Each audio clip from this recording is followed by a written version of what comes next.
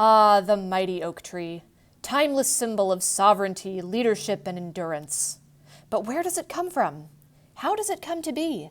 It's common knowledge that oak trees come from acorns. But what sets these seeds up for such success? It's a little-known fact that the humble scrub jay is responsible for the vast majority of acorn distribution. 50 jays can transport and cache about 150,000 acorns in 28 days. For all you math people, that works out to 110 per day for each bird. It makes sense that jays would place such a high value on acorns. These seeds arrive just before winter food shortages set in and will provide meals rich in energy-supplying carbohydrates. Jays are highly protective of their acorn caches. They create multiple caches up to 1.5 miles away from the original site of the acorn. The jay will memorize the exact location of each cache, as well as the location of any other bird's cache that it notices.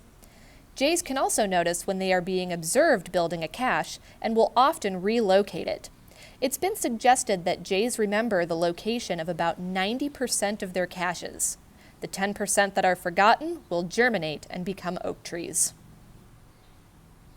You might be wondering, what does this process look like? Well, the first and most necessary ingredient is an acorn that has been cached just below the surface of the soil. Critically, the jay must forget about the cache or decide it does not need it to survive the winter.